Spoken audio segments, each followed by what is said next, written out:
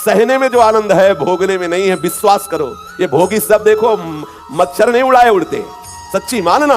छोटी छोटी बातें, छोटे छोटे विकार, कल्पनात्मक भय, ये सब मच्छर है। ये सब आकर के प्रेरित करते, क्लेशित, अशांत, नींद नहीं आ रही, नाना प्रकार की चिंताएं ग्रसित। और आप अगर मधुकरी भी मांग के रूखी सूखी मिली खाए तो आराम से 6 की जगह 8 घंटे सो गए, क्या परेशानी। सहने से जो शीतलता मिलेगी, जो आनंद मिलेगा, जो अमृत मिलेगा, वो भोगने से नहीं मिलेगा, विश्वास कर लीजिए।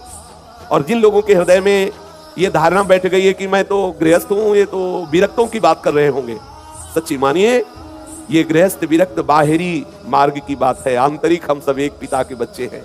जैसे यहां भारत सरकार का आदमी कहीं बाहर भेजा जाए, वो कह दे कि हमें वहां बंगला चाहिए, गाड़ी चाहिए, लड़का लड़की चाहिए, ब्याह, ये सब पास कर दिया, जाओ इतने वर्ष तक विदेश में रहकर हमारे देश का काम करके वापस आ जाओ। अब वहां वो गया और खूब बच्चों को पढ़ाना लिखाना और सब इसी में पूरा समय व्यतीत किया। और जब लौट के आया, पूछा प्रधान कार्य किया जिसके लिए तुम्हें सुविधाएं दी? बोले नहीं, वो तो बच्चे का ब्याह, पढ़ाना लिखाना सब इसमें समय गया, तो वो दंड का अधिकारी होगा, क्योंकि तुम्हें सारी सुविधा मिली थी राजकीय कार्य करने के लिए। राजकीय कार्य को विस्मरण कर लिया तो फिर उसका परिणाम तुम्हें भुगतना पड़ेगा। ऐसे ही हम आए हुए हैं, साधन धाम मोक्ष कर द्वारा, पाई न जे परलोक संभारा, सो परत्र दुख पावई, ये दंड है। सो परत्र दुख पावई, सिर धुनि धुनि पछताए, काले कर्म ही ईश्वर ही मिथ्या दोष लगाए।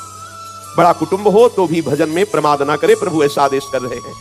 बुद्धिमान पुरुष को ये बात समझ लेनी चाहिए कि इस लोक की जितनी वस्तुएं हैं सब दिखावटी हैं। जब प्रभु ने भेजा तो जो वैराग्य मार्ग के पथिक बने, उनसे प्रभु ने पूछा कि तुम जाओ और मृत्यु लोक में मेरा भजन करके मुझे प्राप्त हो। बोले ठीक है प्रभु, जैसी आज्ञा।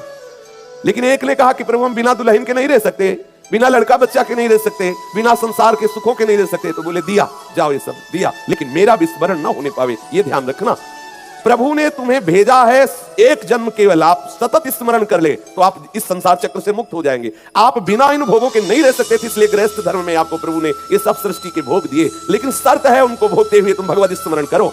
इनको था कि तुम वैराग्य से युक्त होकर सदाकार वृत्ति के द्वारा भगवत स्मरण करते हुए अपना कार्य पूरा करो। कार्य दोनों को एक ही है, भजन करते हुए जीवन व्यतीत करना। ये वैराग्य प्रधान है और वो राग युक्त दिखाई देते हैं, लेकिन अंदर से उनका भी चिंतन निरंतर भगवत स्वरूप का हो, तब दोनों भगवत प्राप्त हो जाएंगे। इस सृष्टि को इंद्रजाल कहा गया है, माया के द्वारा रचित सबसे बड़ा जादूगर श्री हरि अपने जादू के द्वारा ये विस्तार किए हुए हैं। छूना नहीं कुछ, अंदर से कहीं राग मत कर लेना किसी वस्तु में, तो सच्चिदानंद रस का अनुभव प्राप्त कर लोगे।